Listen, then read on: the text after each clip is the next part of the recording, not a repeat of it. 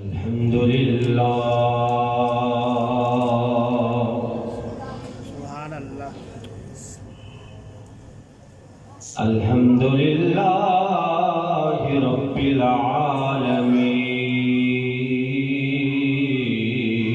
العالمین سبحان اللہ والعاقبۃ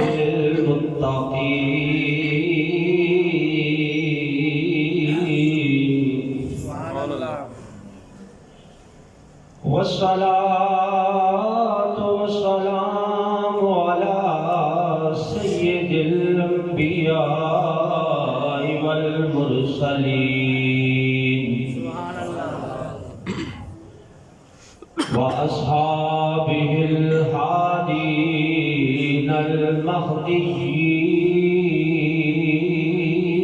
المهديين سبحان اللہ وعلى آله الطيبين الطاهرين سبحان اللہ وأولياء أمته وعلماء ملته وأهل سنة وأهل سنته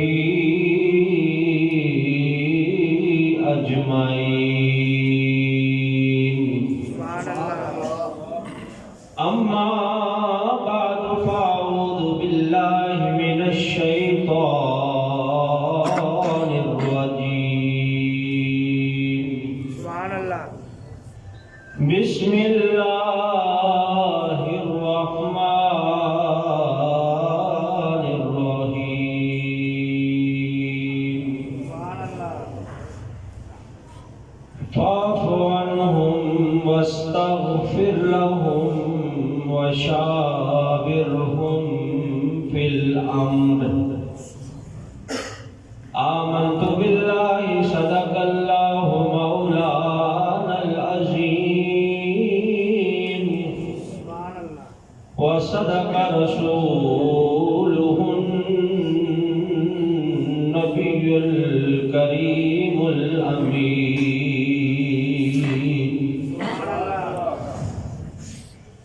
الصلاة والسلام عليك يا رسول الله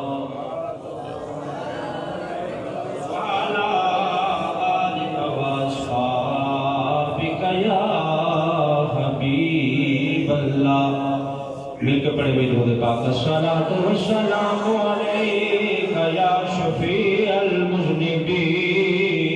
المذنبين وعلى آلك وأصحابك يا خاتم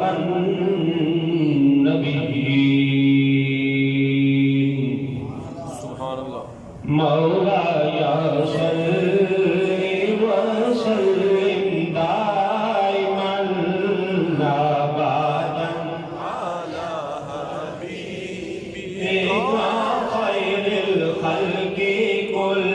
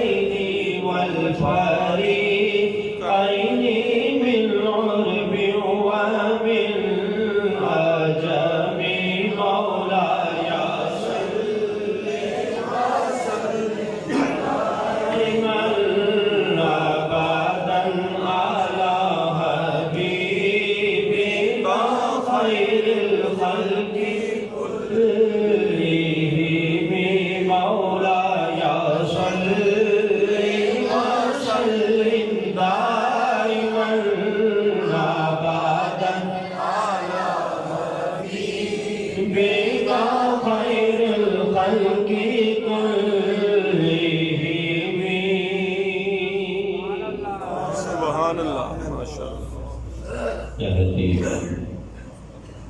عزت و احترام کے قابل برادران اسلام، آج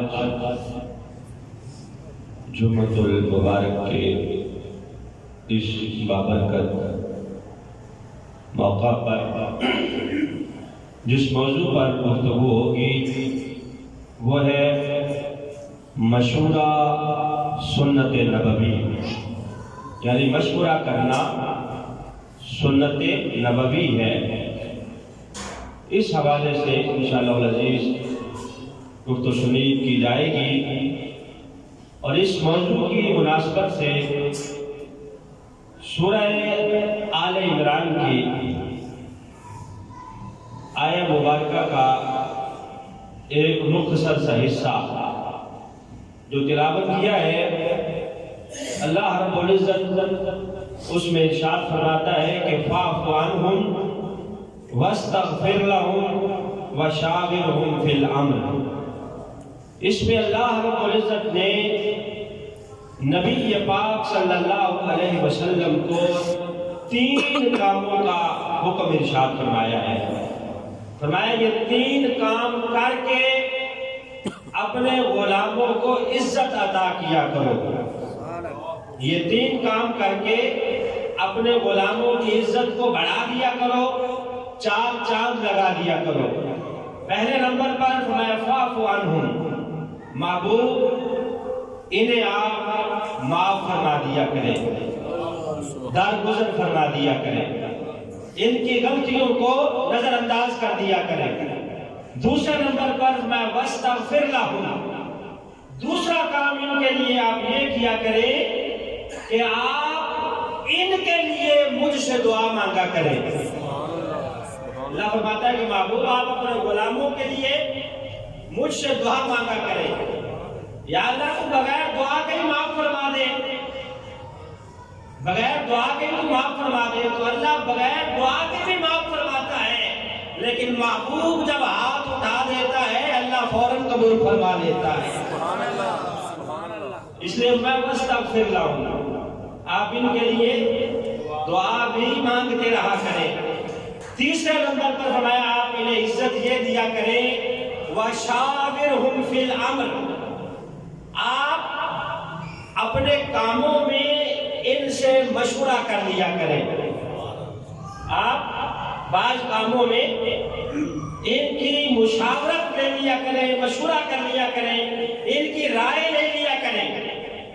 اب نبی پاک صلی اللہ علیہ وسلم کو ہماری رائے کی ضرورت نہیں ہے، مشاورت کی ضرورت نہیں ہے، کیونکہ ساری کائنات سے زیادہ عقل، فہم اور شعور اگر اللہ نے کسی کو عطا کیا ہے تو وہ نبی پاک کو عطا کیا ہے۔ سب کو سبحان اللہ۔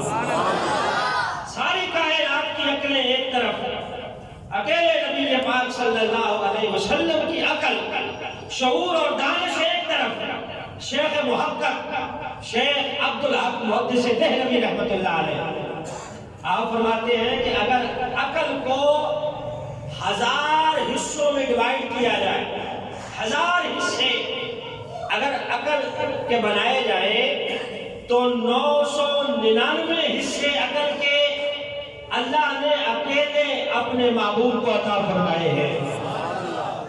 1000 حصوں میں سے 999 حصے عقل کے اللہ نے اپنے محبوب کو عطا کیے ہیں، باقی ایک حصہ اللہ نے ساری کائنات کو عطا کیا ہے۔ تو اب آپ اندازہ لگائیں کہ سرکار دو عالم صلی اللہ علیہ وسلم کی عقل، شعور اور دانش کا مقام کیا ہوگا اور کیا عالم ہوگا۔ پھر بھی اللہ فرما رہا ہے کہ محبوب آپ مشورہ کر لیا کریں، کیوں کہ آپ کو تو ضرورت نہیں ہے مشورے کی، لیکن آپ اگر مشورہ کر لیں گے تو ان کی عزت میں اضافہ ہو جائے گا، اور مشورہ کرنا آپ کی سنت قرار پائے گا۔ مشورہ کرنا یہ آپ کی سنت بن جائے گا۔ خود نبی یہ بات فرماتے ہیں بخاری شریف میں، حدیث شریف موجود ہے، میں اللہ اور اس کا رسول کسی کے مشورے کا محتاج نہیں ہے۔ کسی کے مشورے کی اللہ کو نہ ضرورت ہے نہ اس کے محبوب کو ضرورت ہے، لیکن پھر بھی اللہ فرماتا ہے محبوب آپ ان سے مشورہ کر لیں تاکہ مشورہ کرنا آپ کی سنت قرار پائے. مشورہ کریں گے تو ان کی عزت میں اضافہ ہو جائے گا. اب رہی بات یہ کہ مشورہ کرنا کس سے ہے، تو مشورہ اس سے کیا جائے گا جو مشورے کا اہل ہے، واقعی جو اس قابل ہے کہ اس سے مشورہ لیا جائے. اگر آپ کسی معاملے میں کسی سے مشاورت کر رہے ہیں تو دیکھا جائے گا کہ اس معاملے کے متعلق اس کو پتہ بھی ہے کہ نہیں، اس کو پتہ ہو، وہ جانتا ہو، پھر اس سے مشاورت کی جائے. آج کل ہوتا یہ ہے کہ لوگ طلاق کا مسئلہ جا کے پوچھتے ہیں اسٹامپ فروش سے، طلاق لکھوانے چلے جاتے ہیں اسٹامپ فروش کے پاس، اسی کی مشاورت سے، اسی کے مشورے سے طلاق لکھ لیتے ہیں. اس نے بھی اپنے کمپیوٹر میں مضمون سیو کیا ہوا ہوتا ہے، صرف نام والا کھانا خالی چھوڑا ہوتا ہے، وہاں نام درج کر کے وہ اکٹھی 3 طلاقیں لکھ کے دے دیتا ہے. 3 طلاقیں اکٹھی جو جاتا ہے لکھوانے اسے لکھ کے دے دیتا. سبحان صاحب توجہ بھی دوست آپ کی، تو وہ اس نے اپنے کمپیوٹر میں سیو کیا ہوا ہوتا ہے، وہ لکھ کے دے دیتا ہے. اب طلاق ظاہر ہے واقع ہو گئی. جب طلاق ہو جاتی ہے تو پھر آتے ہیں مولوی صاحب کے پاس، پھر آتے ہیں کہ حضرت صاحب اب کیا بنے گا، کوئی راستہ نکالے. اب جب عقل دکھانے آتی ہے نا محترمہ، جب اپنے گھر میں چلی جاتی ہے، یہ اکیلا اپنے گھر میں ہے، وہ بچے جنہیں دیکھ دیکھ کے یہ جی رہا تھا، جب وہ بھی نظر نہیں آتے، گھر سننا اور سب کچھ جب خود کرنا پڑتا ہے، ادھر مصروفہ کی بھی عقل ٹھکانے آ جاتی ہے، اس کی بھی آ جاتی ہے. اب آتے ہیں مولانا صاحب اب کیا بنے گا، کوئی گنجائش نکلتی ہے کہ نہیں. یہ 3 طلاقیں میں گیا تھا، اسٹامپ فروش نے لکھ دی ہے، تو بھائی اس نے لکھ دی ہے، آپ نے لکھوائی ہے، تو طلاق تو واقع ہو گئی ہے. یہی بات آپ پہلے آ کے کر لیتے، کسی عالم دین سے مشورہ کر لیتے کہ طلاق دینا چاہتا ہوں، کس طرح دوں. مشورہ دیا جاتا. جس طرح جس کام کا وہ اہل ہی نہیں ہے اسٹامپ فروش، آپ نے اس سے جا کے مسئلہ پوچھ کے لکھوا لی ہے 3 طلاقیں، تو اب وہ واقع ہو گئی ہیں، اب گنجائش نہیں ہے.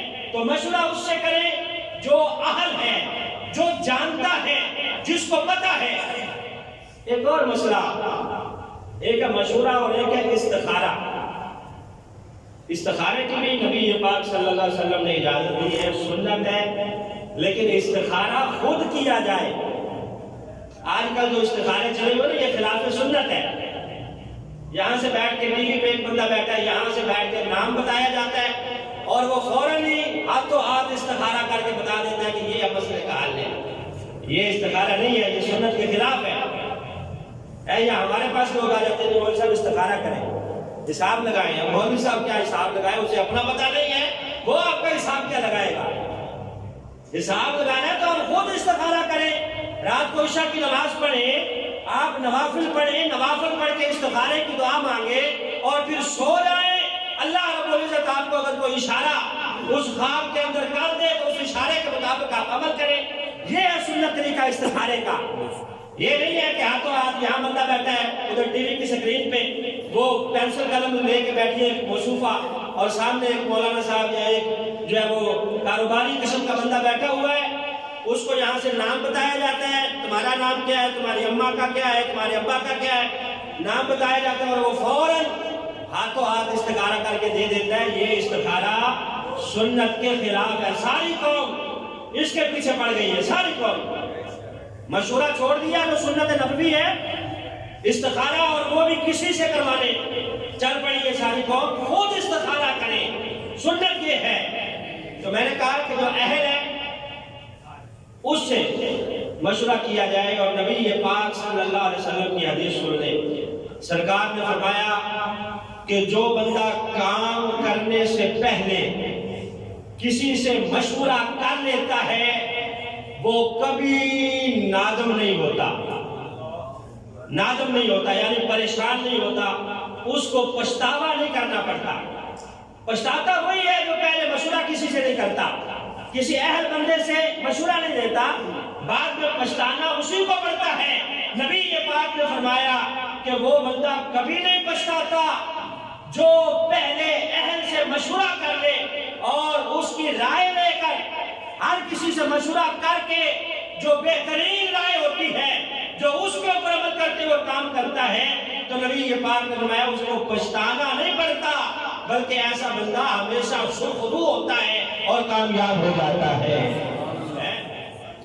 پھر نبی پاک صلی اللہ علیہ وسلم کی ایک اور حدیث کنز العمال شریف کے اندر موجود ہے۔ توجہ بھی دوست بات کا، ایسی تقریریں اکثر جب علماء کرام کرتے ہیں تو عوام کو نیند آنے شروع ہو جاتی ہے۔ ایسی تقریریں جو علمی قسم کی ہوتی ہیں یہ سنا کرے، علم میں اضافہ کیا کرے۔ نبی پاک صلی اللہ علیہ وسلم نے کیا ارشاد فرمایا؟ سرکار دو عالم صلی اللہ علیہ وسلم نے فرمایا کہ جب شادی کرنی ہو تو کسی نوجوان سے مشورہ نہ کرو، بلکہ کسی مچور بندے سے مشورہ کرو۔ مچور بندے سے جو عمر گزار چکا ہے، جو تجربہ کر چکا ہے شادی کا، جو تھوڑا بوڑھا ہے، جس کی عمر گزر چکی ہے۔ نبی پاک فرمایا جب شادی کرنی ہو تو جوان سے نہیں بلکہ عمر گزارنے والے تجربہ کار بندے سے مشورہ کرو۔ اور سرکار دو عالم صلی اللہ علیہ وسلم نے فرمایا جب صدقہ کرنا ہو، خیرات کرنی ہو تو کنجوس بندے سے مشورہ نہ کرو۔ کنجوس بندے سے مشورہ نہ کرو۔ ظاہر جو کنجوس بندہ ہے وہ کیا مشورہ دے گا، وہ تو کہے گا رہنے دو۔ اسی طرح نبی پاک صلی اللہ علیہ وسلم نے ارشاد فرمایا کہ جب جہاد پہ جانا ہو تو بزدل بندے سے مشورہ نہ لیا کرو۔ بزدل بندے سے مشورہ، جو خود ڈرپوک ہے، بزدل بندہ ہے۔ اب یہ بظاہر تو تین چھوٹی چھوٹی باتیں ہیں، نبی پاک نے یہ بیان کر کے فرما دیا کہ آگے اسی کے اوپر قیاس کر لو، پورا اسی کے اوپر قیاس کر لو ہر چیز کو، کہ جو بندہ ماہر ہے جس چیز میں اسی سے مشورہ لیا جائے۔ شادی کرنی ہو تو کسی مچور بندے سے مشورہ لیا جائے۔ حضرت جابر بن عبداللہ رضی اللہ تعالیٰ عنہ نبی پاک صلی اللہ علیہ وسلم کے پاس آ گئے، حضور میں نے شادی کرنی ہے، مشورہ کرنے کے لیے۔ تو سرکار دو عالم صلی اللہ علیہ وسلم کی بارگاہ میں عرض کرنے لگے، حضور میری بہنیں بھی ہیں، 7 بتائی یا 10 بتائی، کثیر بہنیں بھی میرے گھر میں موجود ہیں، میں شادی بھی کرنا چاہتا ہوں، تو مشورہ کیا ہے؟ نبی پاک صلی اللہ علیہ وسلم نے مشورہ دیا کہ میں شادی کرو لیکن کسی مچور عورت سے شادی کرنا، کم عمر سے نہ کرنا۔ کیوں؟ تو میں تمہارے گھر میں تمہاری بہنیں بھی موجود ہیں، کہیں یہ نہ ہو کہ وہ کم عمر والی آئے اور آ کے لڑائی جھگڑا شروع ہو جائے، مقابلے بازی شروع ہو جائے۔ نبی پاک نے مشورہ دیا کہ تمہارے لیے مشورہ یہ ہے کہ تم شادی کرتے وقت دیکھنا کہ لڑکی کی عمر زیادہ کم نہ ہو بلکہ سمجھدار ہو، میچور ہو، اس نے کچھ عمر گزاری ہوئی ہو، اس سے شادی کرنا تاکہ تمہاری بہنوں کے ساتھ اس کا میل جول اچھا ہو جائے اور تمہارا وقت اچھا گزرے اور تمہارے جو ازدواجی تعلقات ہیں اور جو ازدواجی زندگی ہے اس میں خوشگواری واقع ہو جائے اور گھر میں لڑائی جھگڑے سے تم بچ جاؤ گے۔ میرا مشورہ نبی پاک فرمایا یہی ہے کہ شادی کرتے ہو تم دیکھنا کہ لڑکی کی عمر کم نہ ہو بلکہ مچور سے شادی کرنا ہے۔ اور پھر سرکار دو عالم صلی اللہ علیہ وسلم نے حدیث میں موجود ہے، نبی پاک نے فرمایا جب رشتہ طے کرتے ہو تو کبھی مال دیکھ کے رشتہ طے نہ کرنا۔ مال کیوں؟ فرمایا مال آنی جانی چیز ہے، یہ ختم ہو جاتی ہے۔ مال بندے کو غرور کر دیتا ہے، مغرور کر دیتا ہے۔ نبی پاک صلی اللہ علیہ وسلم نے میں کبھی حسن دیکھ کے رشتہ طے نہ کرنا۔ کیوں؟ کہ میں حسن بھی ایک وقت کے لیے ہوتا ہے، آخرکار ڈھل جاتا ہے، ختم ہو جاتا ہے۔ میں نام دیکھ کے شادی نہ کرنا کہ فلاں بندہ بہت بڑا چودھری ہے، نامور ہے۔ کیوں؟ میں اگر ایسا کرو گے تو ایسا کرنا تمہیں انا پرستی میں مبتلا کر دے گا، تمہیں مغرور کر دے گا، انا پرستی تمہارے اندر پیدا ہو جائے گی، حب جاہ تمہارے اندر پیدا ہو جائے گی۔ نبی پاک نے فرمایا کہ یہ قانون ہے، یہ ایک کسوٹی ہے کہ جب بھی رشتہ طے کرو نہ حسن دیکھ کے کرنا، نہ مال دیکھ کے کرنا، نہ نام دیکھ کے کرنا۔ حضور پھر کیا دیکھا کرے؟ میں جب بھی رشتہ طے کرنا دینداری دیکھ کے طے کرنا۔ نعرہ تکبیر، نعرہ رسالت، نعرہ حیدری۔ دینداری دیکھ کے، سیرت دیکھ کے جو خاتون آئے گی اگر دیندار ہوگی تو تمہاری نسلوں کی حفاظت ہوگی، تمہاری آنے والی نسل جو آگے پروان چڑھنی ہے اس کی جو تربیت کرے گی وہ اسی نہج پہ کرے گی جو اس کے ذہن کے اندر موجود ہے۔ اگر خود دیندار ہے تو تمہاری نسل کو بھی دیندار بنائے گی۔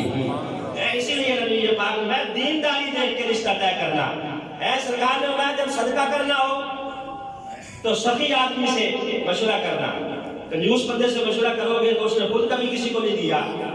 آپ اسے مشورہ کریں گے کہ میں یہ فلاں مسجد بن رہی ہے وہاں اتنے پیسے دینا چاہتا ہوں, میں چھوڑ پڑے یار, مسجدیں تو پہلے ہی بہت ہے, چھوڑ وہاں کیوں دینا, کسی اور کو دے دے. آپ اسے مشورہ کریں گے کہ یار میں فلاں فقیر کو دینا چاہتا ہوں, وہ کہے گا یار سارے ایسے ہی ہیں, کوئی بندہ جو ہے وہ اہل نہیں ہے, کسی کو نہ دو, چھوڑو اپنے اوپر خرچ کرو. تو نبی یہ بات نے فرمایا کہ جب بھی صدقہ کرو ہمیشہ مالدار بندے سے اور اس بندے سے مشورہ کرو جو اس کا اہل ہے, جو سخی بندہ ہے. نبی یہ بات تشریف فرمائے, کچھ صحابہ آ گئے حضور صلی اللہ علیہ وسلم کی خدمت میں عرض کی کہ حضور یہ بندہ ہے, اسے مال کی ضرورت ہے, آپ بھی کچھ عنایت فرمائیں. نبی یہ پاک نے پوچھا بلال گھر میں کچھ موجود ہے؟ کہا حضور نہیں کچھ بھی موجود نہیں ہے, 3 دن سے کھانا بھی نہیں پکا. کہا اچھا لیکن یہ آ گئے ہیں چند صحابہ, اس بندے کی مدد کرنی ہے, تو ایسے کرو میری زرہ لے جاؤ, لے جا کر فلاں یہودی کے پاس رہن رکھ دو اور اس سے قرضہ لے آؤ اور لا کے ان کی مدد کر دو. جب سرکار دو عالم صلی اللہ علیہ وسلم نے یہ فرمایا تو پاس ظاہر دوسرے صحابہ بھی بیٹھے تھے. ایک صحابی عرض کرنے لگے حضور اتنی مشقت کرنے کی کیا ضرورت ہے, اگر آپ کے پاس ہے تو آپ دے دیں. آپ کی تعلیم بھی یہی ہے کہ ہے تو دے دیں, اگر نہیں ہے تو آپ زرہ کو گروی رکھ کے رہن رکھ کے وہاں سے قرضہ لا کے آپ مدد کیوں کر رہے ہیں. جب اس نے یہ سوال کیا تو نبی یہ پاک کے چہرے پر کچھ ناگواری گزری, پریشانی, اس نے یہ کیوں کہہ دیا ہے. پاس ایک دوسرے صحابی بیٹھے تھے, انہوں نے کہا حضور چھوڑیں آپ اس کو, یہ جو کہہ رہے ہیں اس کی بات کو چھوڑیں, آپ صدقہ کریں اللہ آپ کو زیادہ عطا فرمائے گا. نبی پاک صلی اللہ علیہ وسلم تو نے سچ کہا ہے, تو نے سچ کہا ہے. بندہ اگر دیتے ہوئے حساب نہیں کرتا, بندہ اگر دیتے ہوئے حساب نہیں کرتا تو اللہ بھی دیتے ہوئے حساب نہیں کرتا. میں تو نے سچ کہا ہے. تو اسی طرح معزز و محترم شامل حضرات, مشورہ ایک تو اہل سے کرنا ہے, دوسری بات یہ کہ مشورہ خود کسی کو نہ دے, خود کسی کو نہ مشورہ دے کہ لوگ بیٹھے ہیں آپ جان بوجھ کے جا کے دیے میرا مشورہ بھی لے لو, میں بھی یہ بات کرنا چاہتا ہوں. نہیں, وہ آپ کی قدر نہیں ہوگی. اگر آپ سے مشورہ مانگا گیا ہے تو کب آپ مشورہ دیں, ورنہ آپ مشورہ کسی کو نہ دیں وہ آپ کی عزت نہیں رہے گی. یہ تعلیمات نبویہ اور تعلیمات شریعہ کا نچوڑ ہے کہ اگر آپ سے کسی نے مشورہ مانگا ہے پھر آپ اس کو مشورہ دیں, ورنہ آپ مشورہ نہ دیں. اور اگلی بات یہ ہے کہ مشورہ اگر دیتے ہیں کسی کو تو اس کو مشورہ ہی سمجھے, اس کو حکم سمجھ کے نہ دے کہ میں نے اب مشورہ دے دیا تو اس کے اوپر لازمی عمل کیا جائے. آپ نے مشورہ دے دیا ہے, اب اگلے بندے کی مرضی ہے کہ وہ عمل کرے کہ نہ کرے. یہاں لوگ ناراض ہو جاتے ہیں, جو دیکھو شادی سے گل بنی نہیں گئی, ہماری تو بات ہی نہیں سنی گئی, ناراض ہو کے بیٹھ جاتے ہیں. ہم نے مشورہ دیا تھا شادی کے حوالے سے کہ بچے کی شادی جہاں کرے, ہماری بات ہی نہیں کوئی سنتا. تو بھائی آپ نے مشورہ دیا ہے, والدین بہتر سمجھتے ہیں کہ بچوں کی شادی کہاں کرنی ہے. آپ نے اپنی رائے دی ہے, آپ کی رائے اگر مانی گئی ہے تو ٹھیک ہے, نہیں مانی گئی تو ناراض نہیں ہونا. نبی یہ پاک صلی اللہ علیہ وسلم سے زیادہ تو کوئی شان والا نہیں ہے نا, نبی یہ پاک سے زیادہ تو کسی کی عزت نہیں ہے نا. سرکار عالم صلی اللہ علیہ وسلم کا زمانہ ہے, ایک خاتون ہے کنیزہ ہے, کنیز ہے, نام ہے حضرت بریرہ رضی اللہ عنہا, بریرہ رضی اللہ تعالیٰ عنہا. اس کنیزہ کے مالک نے اس کی شادی کر دی حضرت مغیث رضی اللہ تعالیٰ عنہ. مغیث نامی ایک صحابی سے اس کی شادی کر دی. اب قانون یہ تھا کہ اگر کسی کنیزہ کا مالک اس کی شادی کسی کے ساتھ کر دیتا ہے تو وہ اس نکاح جائز قرار پائے گا.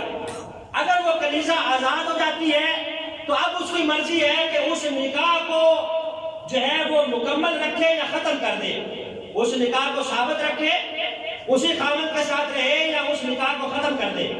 اب حضرت بریرہ کے مالک نے اس کی شادی کر دی حضرت مغیث رضی اللہ تعالیٰ عنہ سے.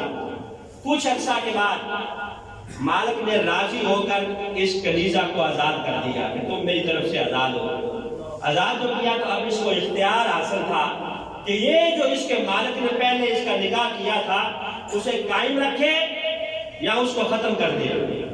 اب آزاد جو ہوئی تو اس نے ارادہ کیا کہ میں پہلے والا نکاح قائم نہیں رکھوں گی بلکہ ختم کروں گی. تو حضرت مغیث رضی اللہ تعالیٰ کو جب پتا چلا کہ میری جو زوجہ ہے مالک نے اسے آزاد کر دیا ہے اور اب وہ نکاح بھی قائم نہیں رکھنا چاہتی، تو نبی پاک صلی اللہ علیہ وسلم کی خدمت میں آپ حاضر ہوئے. آ کے عرض کرنے لگے کہ حضور آپ میری زوجہ کو سمجھائیں وہ میرے ساتھ ہی رہے. ٹھیک ہے اس کے مالک نے اسے آزاد کر دیا ہے لیکن نکاح وہ ختم نہ کرے، میرے ساتھ ہی رہے. اگر مجھ میں کوئی کمی کوتاہی ہے تو مجھے بتائے، میں اس کو دور کر دیتا ہوں. اب نبی پاک صلی اللہ علیہ وسلم نے حضرت بریرہ کو بلا لیا. صحابیہ ہیں رضی اللہ عنہ، پہلے غلام تھی اب آزاد ہو گئی ہیں، مسلمان ہیں، نبی پاک صلی اللہ علیہ وسلم کی امتی ہیں، سرکار دو عالم صلی اللہ علیہ وسلم کی خادمہ ہیں. نبی پاک نے بٹھایا اور بٹھا کے سمجھایا. میں بریرہ سنو تمہیں چاہیے کہ تم مغیث سے نکاح نہ کرو، اس کے ساتھ ہی رہو. اب جب سرکار دو عالم صلی اللہ علیہ وسلم نے یہ فرمایا تو حضرت بریرہ ہاتھ جوڑ کے کھڑی ہو گئی. عرض کرنے لگی حضور یہ میرے لیے حکم ہے یا مشورہ ہے؟ فرمایا اگر آپ کا حکم ہے تو پھر تو میری جان بھی قربان ہے، میں دن رات خدمت کر کے، میں محنت کر کے اپنے خاوند کی خدمت کروں گی. حضور میں ٹکڑے ٹکڑے کروانے کو اپنے جسم کو تیار ہوں اگر آپ کا حکم ہے، لیکن اگر آپ کا مشورہ ہے تو آپ تب بھی مجھے بتا دیں. نبی پاک صلی اللہ علیہ وسلم خوش ہوئے کہ میں نے جو تعلیمات دی ہے اس تعلیمات کا اثر میرے غلاموں پہ ہو رہا ہے. فرمایا یہ میرا حکم نہیں ہے، سنو بریرہ یہ میرا مشورہ ہے، میری رائے ہے، میں حکم نہیں دے رہا بلکہ میں مشورہ دے رہا ہوں. تو اب حضرت بریرہ رضی اللہ تعالیٰ عنہ کہنے لگی حضور اگر آپ کا مشورہ ہے تو پھر میرے ہاتھ جڑے ہیں، میں اس کے ساتھ نہیں رہنا چاہتی، میں نہیں رہنا چاہتی. اب سرکار دو عالم صلی اللہ علیہ وسلم تو ناراض نہیں ہوئے کہ میری بات نہیں مانی، میرا مشورہ نہیں مانا. یہاں ہمارے یہاں لوگ ناراض ہو جاتے ہیں، کئی مہینے سال گزر جاتے ہیں، شادی کے موقع پر منانا پڑتا ہے. کیوں ناراض ہے کہ فلاں موقع پر میری بات نہیں مانی گئی؟ وہ توڑ دو حنا کے بت، یہ حنا کے بت ہیں، یہ ساری میں کا مسئلہ ہے، ورنہ مشورہ آپ نے دے دیا. اگلے بندے کی مرضی ہے کہ مانے یا نہ مانے، نبی پاک سے بڑھ کے کسی کی عزت نہیں ہے. حضرت بریرہ خادمہ ہے، غلام ہے، نبی پاک کی نوکر ہے، لیکن کہا اگر مشورہ ہے تو پھر میں اس کے ساتھ رہنا نہیں چاہتی. سرکار ناراض نہیں ہوئے بلکہ ہاتھ اٹھا دیے، دعا دی، میں اگر تمہاری مرضی یہی ہے تو جاؤ، میری دعا ہے تم جہاں رہو خوش رہو. میرا مشورہ تھا تم نے مان لیا، ٹھیک ہے، نہیں مانا تو تمہاری مرضی، جاؤ پھر تمہاری مرضی ہے، تم جہاں جاؤ جس کے ساتھ رہو، یہ میری دعا ہے کہ تم خوش رہو. اسی طرح معزز و محترم سامعین حضرات، بعض لوگ وہ ہوتے ہیں جن سے مشورہ کرنے کو دل کرتا ہے کہ ان سے مشورہ کیا جائے. تو نبی پاک صلی اللہ علیہ وسلم بھی حضرت سیدنا صدیق اکبر اور سیدنا فاروق اعظم رضی اللہ تعالیٰ عنہ سے مشورہ فرماتے تھے، زیادہ مشورہ کرتے تھے ان دونوں سے. بلکہ ایک موقع پر نبی پاک صلی اللہ علیہ وسلم نے فرمایا، میں اے ابو بکر اور عمر سنو، کسی مسئلے پر اگر تم دونوں کی رائے ایک ہو جائے تو مجھے آ کے بتا دیا کرو، جو تمہاری رائے ہوگی وہی میری رائے ہوگی. نعرہ تکبیر، نعرہ رسالت، نعرہ حیدری. میں سنا تم دونوں اگر تمہاری رائے کسی مسئلے پر ایک ہو جائے نا، بغیر کسی اختلاف کے مجھے بتا دیا کرو، تمہاری جو رائے ہوگی وہی میری رائے ہوگی. حضرت فاروق اعظم رضی اللہ تعالیٰ عنہ جب مشورہ دیتے، نبی پاک فرماتے، فاروق تم نے مشورہ نہیں دیا بلکہ تمہاری زبان سے اللہ نے حق نازل کر دیا ہے. حضرت فاروق اعظم جو مشورہ دیتے، اللہ قرآن میں آیت بنا کے اس کو نازل فرما دیتا. ایسے مشورے حضرت فاروق اعظم دیتے تھے، لیکن پھر بھی ہر مشورہ حضرت فاروق اعظم کا نبی پاک مانتے نہیں تھے. بعض اوقات ایسا بھی ہوتا تھا کہ سرکار مشورہ نہیں مانتے تھے. اب حضرت فاروق اعظم بڑے جلالی تھے، ناراض ہو جاتے ہوں گے؟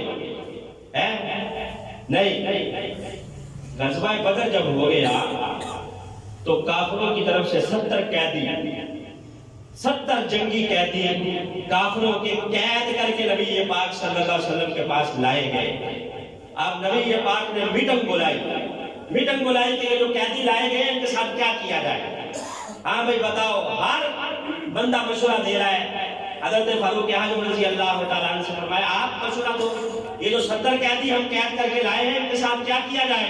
تو حضرت فاروق اعظم رضی اللہ تعالیٰ عنہ عرض کرنے لگے حضور کرنا کیا ہے، انہوں نے آپ کو دکھ بڑے پہنچائے ہیں، انہوں نے آپ کے راستے میں کانٹے بچھائے ہیں، حضور ان کا کرنا کیا ہے، ان کی گردنیں کاٹ دی جائے اور اس کے ساتھ تن سے جدا کر دیے جائے، بلکہ جو میرے رشتہ دار ہیں وہ میرے حوالے کیے جائیں، میں خود ان کی گردنیں کاٹوں گا۔ جلالی تھے نا کہا حضور مجھے جو میرے رشتہ دار ہیں میرے حوالے کریں، جو ابو بکر کے رشتہ دار ہیں وہ ان کے حوالے کریں، جو عثمان کے رشتہ دار ہیں وہ ان کے حوالے کریں، ہم خود ان کی گردنیں کاٹیں گے۔ آج موقع ہے ان سے بدلہ لیا جائے۔ اب حضرت فاروق اعظم مشورہ دے رہے ہیں، نبی پاک چہرے کی طرف دیکھ رہے ہیں۔ جب دے لیا ہوگا بات ختم ہو گئی، کہا جی حضور کا پھر آپ چپ کرو، ابو بکر اب تم مشورہ دو۔ حضرت ابو بکر رضی اللہ تعالیٰ عنہ کھڑے ہو گئے، کہا حضور میں غلام ہوں، غلام کی حیثیت کیا ہے، آپ نے حکم فرمایا ہے تو میں مشورہ دے دیتا ہوں، بات تو وہی ہوگی جو آپ کا حکم ہوگا۔ حضور میری رائے یہ ہے کہ ان کو قتل نہ کیا جائے بلکہ ان سے فدیہ لے کر ان کو آزاد کر دیا جائے۔ اگر آج یہ نہیں مانتے تو ان کی نسلیں تو کل مانی جائے گی نا۔ آج اگر یہ نہیں مانتے تو آپ کا ہی فرمان ہے، ان کی نسلیں تو آپ کو جان جائیں گی، کلمہ پڑھ لے گی، ان سے فدیہ لے لیا جائے۔ جو فدیہ نہیں دے سکتا پڑھا لکھا ہے اس کے ذمہ ڈیوٹی لگائی جائے کہ ہمارے 10 بندوں کو پڑھنا لکھنا سکھا دے، پڑھنا لکھنا سکھا دے اور جرمانہ لے کے فدیہ لے کے ان کو آزاد کر دیا جائے۔ اب نبی پاک صلی اللہ علیہ وسلم نے مشورہ تو لیا سب کا، لیکن عمل کس پہ ہوا؟ حضرت ابو بکر رضی اللہ تعالیٰ عنہ کے مشورے پر۔ فرمایا ابو بکر آج تمہاری بات مانی جائے گی۔ حضرت فاروق اعظم بڑے جلالی تھے، واک اور نہیں کیا کہ یار ہماری تو جہاں سنی نہیں جاتی، آج کے بعد میں نہیں آؤں گا۔ ہم اگر کسی کو کہہ دیں گا تو مشورہ دے دیں یا بات کرنا، میں تو اس مسجد میں آتا ہی نہیں، آج کے بعد میری تو کوئی سنتا ہی نہیں آؤں گا، میری تو بات ہی کوئی نہیں سنتا۔ تو بھائی مشورہ آپ دیں، مانا جائے گا تو ٹھیک ہے، نہیں مانا جائے گا تو اسے مشورہ رکھیں، اسے حکم نہ کر کے ثابت کریں کہ یہ میرا حکم ہے۔ حضرت فاروق اعظم رضی اللہ تعالیٰ عنہ، میں نے کہا کہ ایسے ایسے مشورے دیتے اللہ قرآن میں آیات کا نزول فرما دیتا مشورے کے مطابق، لیکن بعض اوقات نبی پاک نہیں مانتے تھے مشورہ، کبھی ناراض نہیں ہوتے تھے۔ خود حضرت فاروق اعظم نے مجلس شورا قائم کی، کب؟ جب آپ کی زندگی کے آخری ایام ہیں، زیرک ہیں، صاحب رائے ہیں، جسے مرضی پکڑتے اور پکڑ کے خلیفہ بنا دیتے۔ حضرت عثمان کو پکڑتے، حضرت علی کو پکڑتے، طلحہ کو پکڑتے، زبیر کو پکڑتے، خلیفہ بنا دیتے۔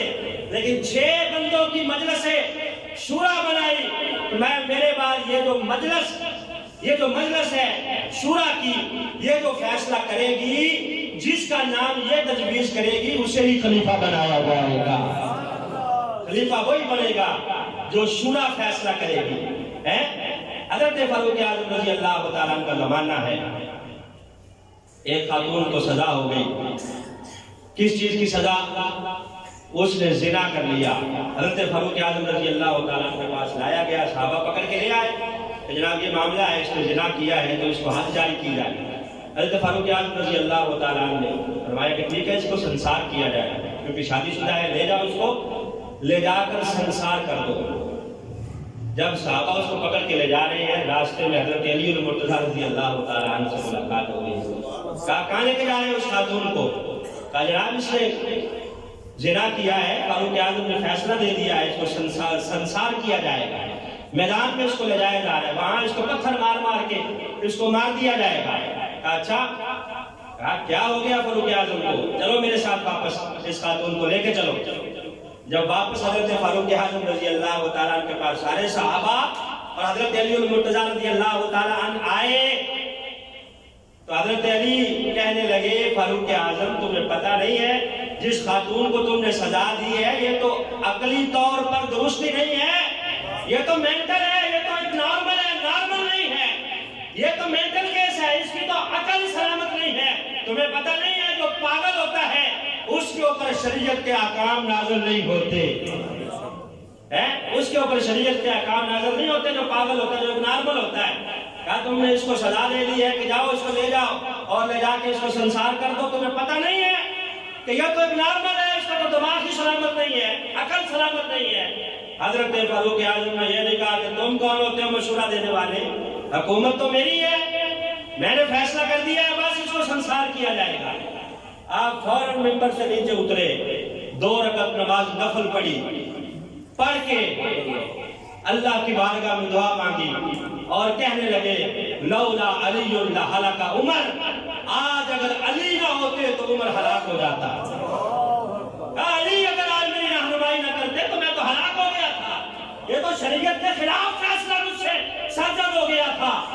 فوراً آپ نے اس کو تبدیل کیا، کہا اگر علی جیسے مشیر مجھے مشورہ نہ دیتے تو میں ہلاک ہو گیا ہوتا۔ اللہ ہمارے حکمرانوں کو بھی اچھے مشیر عطا فرمائے، آمین کہہ ہیں، ہمیں بھی اللہ اچھے مشیر عطا فرمائے۔ تو مشورہ سنت نبوی ہے، نبی پاک صلی اللہ علیہ وسلم خود بھی فرماتے، صحابہ بھی مشورہ فرماتے۔ حضرت فاروق اعظم رضی اللہ تعالیٰ کا زمانہ ہے، ایک عورت سے مشورہ کر کے آپ نے قانون بنایا، ایک عورت سے مشورہ کر کے قانون کیا بنایا؟ آپ رات کو گشت کر رہے ہیں، دیکھا کہ ایک خیمے سے آواز آ رہی ہے، خاتون ہے، اپنے شوہر کی جدائی میں اشعار پڑھ رہی ہے، شوہر اس کا جنگ پہ گیا ہوا ہے، اس وقت رواج یہ تھا کہ جنگ پہ فوجیں جاتی تھی، ایک علاقہ فتح ہوا، وہیں سے آگے دوسرا علاقہ فتح کرنے کے لیے کئی مہینے اور سال فوجیں باہر گزارتی تھی جنگ میں۔ اب حضرت فاروق اعظم نے جب گزرے تو دیکھا کہ خاتون ہے، شوہر کی جدائی میں اشعار پڑھ رہی ہے اور شوہر جنگ پہ گیا ہوا ہے۔ آپ فوراً واپس آئے اپنے گھر، آ کے اپنی بیوی سے مشورہ کیا، بیوی کی رائے مانی۔ میں بتاؤ کہ ایک خاتون جو شادی شدہ ہے وہ اپنے خاوند کے بغیر کتنا عرصہ رہ سکتی ہے؟ اب آپ کی بیوی شرما گئی، میں شرماؤ نہ، تم مشورہ دو، اللہ تمہیں جزا عطا فرمائے گا۔ جس سے مشورہ مانگا جائے، نبی پاک نے کہا کہ ایسا بندہ امین ہے، اس کے پاس امانت ہے، اس کو چاہیے کہ بہترین مشورہ دے، مشورہ میں خیانت نہ کرے بلکہ اچھا مشورہ دے، اگر وہ دے سکتا ہے ورنہ معذرت کر لے۔ تو اس خاتون سے کہا کہ تم مشورہ دو، اللہ تمہیں جزا عطا فرمائے گا۔ تو آپ کی بیوی کہنے لگی کہ جناب جو شادی شدہ خاتون ہے وہ 4 مہینے سے زیادہ نہیں رہ سکتی۔ حضرت فاروق اعظم نے اسی وقت صبح قانون بنا دیا، فرمایا آج کے بعد قانون ہے، جتنے فوجی گئے ہوئے ہیں جنگیں کرنے ان کے لیے آج سے قانون ہے کہ 4 مہینے سے زائد کوئی فوجی بھی اپنے گھر سے باہر نہیں گزارے گا۔ جب 4 مہینے ہو جائیں گے گھر آئے گا، آ کے کچھ عرصہ اپنے بچوں میں گزارے گا، دوبارہ جنگ پہ روانہ ہو جائے گا۔ یہ کس کے مشورے سے قانون بنا؟ خاتون کے مشورے سے۔ خاتون کا مشورہ تو ہم لینا ہی گوارا نہیں کرتے کہ یہ کون ہوتی ہے مشورہ دے۔ نبی یہ بات نے ایک موقع پہ ایک صحابی سے کہا تھا کہ اپنی بیوی سے مشورہ نہ کرو، کیونکہ عورت ناقص عقل ہوتی ہے، ہر مشورہ وہ غلط نہیں دیتی، بعض اوقات اچھا مشورہ بھی دیتی ہے۔ اور آخری مسئلہ دوست بات توجہ کے ساتھ سن لیں، آخری بات یہ ہے اس موضوع کے حوالے سے کہ جب لڑکے اور لڑکی کا رشتہ طے ہوتا ہے، بچے اور بچی کا، تو دن جو رکھے جاتے ہیں تو بتائیں کس کے مشورے سے رکھے جائیں گے؟ میرج بیورو والے، میرج ہال والے کے مشورے سے رکھے جائیں گے، یا چچا کے مشورے سے رکھے جائیں گے، یا پھپھو کے مشورے سے رکھے جائیں گے؟ بتائیں بھی کس کے مشورے سے رکھے جائیں گے؟ لڑکی کا مشورہ۔ کتنے بندے ہیں جو لڑکی کے مشورے سے دن رکھتے ہیں؟ اب آپ خود سمجھ آ رہے ہیں کہ یہاں شریعت نے کیوں کہا کہ لڑکی کا مشورہ یہاں مانگا جائے گا۔ میں مزید اس کی ڈیٹیل میں نہیں جاتا، آپ خود سمجھدار ہیں کہ بچی سے مشورہ کیوں لیا جائے گا؟ بچی کی ماں مشورہ کرے گی بچی سے اس کی جو رائے ہوگی اس کے مشورے سے دن رکھے جائیں گے. یہاں جو تھوڑا سا چودھری ہے وہ تو کہتے کم ہے، بچی کی کیا مجال ہے کہ ہم نے رکھ دیے بس رکھ دیے. یا شادی حال والا جو ہے اس کی مشاورت سے وہ جو دن دیتا ہے وہ رکھے جاتے ہیں. تو مسئلہ یاد رکھیں، فقہاء کرام فرماتے ہیں، فقہاء کرام صدر الشریعہ نے لکھا ہے کہ جو ولیمے کا کھانا ہوتا ہے اس وقت تک سنت نہیں ہوتا جب تک میاں بیوی آپس میں ملے نا، ملاقات ہوگی تو تب سنت کا ثواب ملے گا. ورنہ وہ کھانا ہی ہے جو تم نے تو اپنی فیملی کو بلایا اور بلا کے کھلا دیا ہے تو وہ تب سنت قرار پائے گا جب لڑکی کے مشورے سے دن رکھے جائیں گے. تو یہاں مسئلہ کیونکہ شادی کا موسم ہے، شادی کا موقع ہے، تو شادی کے موقع پہ ویسے تو آج کل شادیاں جو ہے جس طرح ہم کر رہے ہیں اللہ یہ ہمیں بچائے. خاتون خانہ جو زوجہ محترمہ ہوتی ہے سارے مشورے اسی کے مانے جاتے ہیں. جی اتنے بندوں کا ریٹ کرنا ہے، یہ کرنا ہے، وہ کرنا ہے. اتنے پیسے ہم مہندی پہ لگا دیتے ہیں جتنے پیسے کسی غریب بچی کی شادی پہ لگا دیے جائیں تو اس سے اس کا گھر بس جائے اور اس کے ہاتھ پیلے ہو جائے. اتنے پیسے ہم مہندی پہ یا اس سے بھی پہلے دل رکھنے کی رسم ہے، پھر مہندی ہے، پھر پتہ نہیں کیا کیا مقلابہ اور پتہ نہیں کیا کیا جو ہم نے خود بنا رکھی ہے. شریعت میں صرف نکاح نبی پاک کی سنت ہے اور نکاح کے موقع پر جو شوارے تقسیم کیے جاتے ہیں وہ سنت ہے اور ولیمہ سنت ہے. بھائی ولیمہ بس باقی سب فضول ہے. آپ خود سمجھدار ہیں، جتنا بڑھائیں گے ظاہر ہے آپ کی جیب پہ ہی اتنا اثر پڑے گا. جتنا آپ اپنا دامن دیکھ کے پاؤں پہ لائیں گے اتنا ہی آپ کا نقصان کم ہوگا. دعا ہے اللہ ہمیں شریعت مطہرہ پر چلنے کی توفیق عطا فرمائے. وآخر دعوانا الحمدللہ.